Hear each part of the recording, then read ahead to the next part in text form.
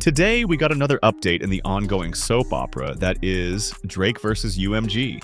If you thought this lawsuit couldn't get any crazier, oh, you were mistaken. Drake is doubling down, UMG is standing firm, and the entire industry is watching like it's the heavyweight title fight of the century.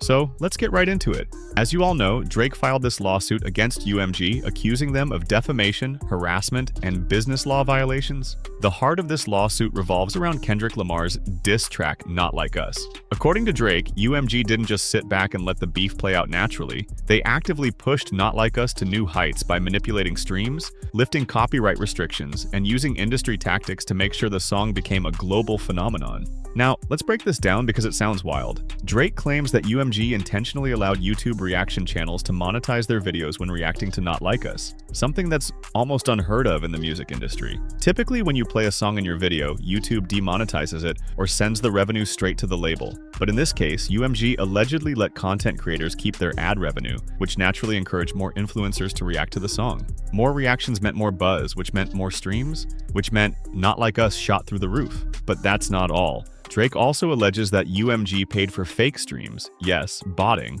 to inflate the numbers and make Not Like Us look even bigger than it already was. And to back up this claim, Drake's team cited an anonymous source from an academic's live stream, who claimed that Kendrick's team paid for 30 million fake streams on the song's release day. Problem? That source was later discredited, and even academics himself admitted the claim was false. But that didn't stop Drake from using it in his lawsuit. Now, let's talk about what might really be going on here. Drake isn't just suing for defamation, he's asking for all of Kendrick Lamar's contracts with UMG. That's right, he wants access to everything UMG has on Kendrick, including how they promoted Not Like Us, any licensing deals they made, and even how the song was pushed for the Super Bowl and the Grammys. Why does this matter? Well, let's take a step back and look at the bigger picture. Drake just signed a new deal with Sony for his OVO label, completely separate from UMG. And we all know UMG has had a hand in Drake's career for over a decade. There's speculation that this lawsuit isn't just about Not Like Us, it's about Drake trying to get out of any remaining obligations to UMG.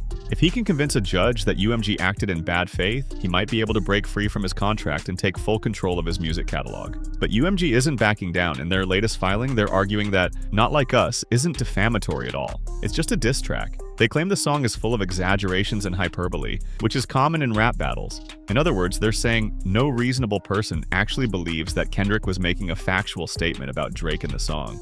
And they're using Drake's own lyrics against him.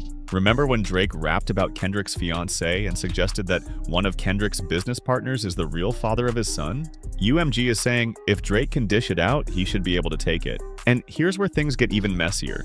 Drake is claiming that the release and promotion of Not Like Us directly led to threats against his life.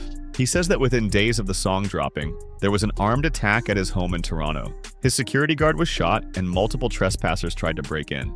Now he's linking those incidents to UMG's promotion of the song, arguing that they created an unsafe environment for him. UMG, on the other hand, is saying, hold up, that's a reach. They argue that the attack on Drake's home happened way before the song really blew up on a global scale. They're essentially saying that Drake is looking for a scapegoat to blame for an incident that had nothing to do with them. Now, let's talk about the big date coming up, April 2nd. That's when the pre-trial conference happens. This is basically a check-in where the judge and both legal teams discuss what's going on with the case, what evidence has been exchanged, and whether they should move forward with a full trial.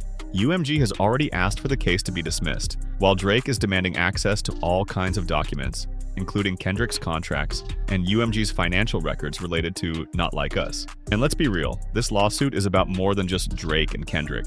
It's about power, control, and how the music industry operates behind the scenes.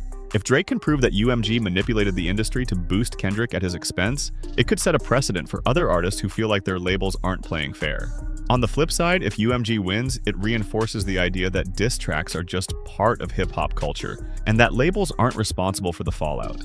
But let's not forget the cultural shift that's happening in hip-hop right now.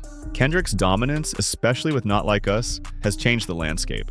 For years, hip-hop was dominated by trap beats, auto-tune, and mumble rap. But now we're seeing a return to lyricism, storytelling, and real rap battles. And not everyone is happy about it. Academics recently said that some rappers feel like Kendrick has killed hip-hop by turning it into a battle rap culture where you actually have to rap to stay relevant. Imagine that, having to rap in hip-hop. Crazy, right? At the end of the day, this lawsuit is shaping up to be one of the biggest battles in modern hip-hop history. Will Drake walk away with a legal victory, or will UMG shut him down? Will this case expose more about how labels operate, or will it just be another footnote in hip-hop beef history? One thing's for sure, this fight is far from over, and we're going to be here every step of the way to break it all down for you. So make sure you're subscribed to the channel, hit that like button, and drop a comment below. Do you think Drake has a case, or is he just salty that he lost the battle? And what do you think about the industry shift? Are we witnessing the return of real hip-hop, or is this just another phase? Let me know your thoughts, and I'll see you in the next one. Peace.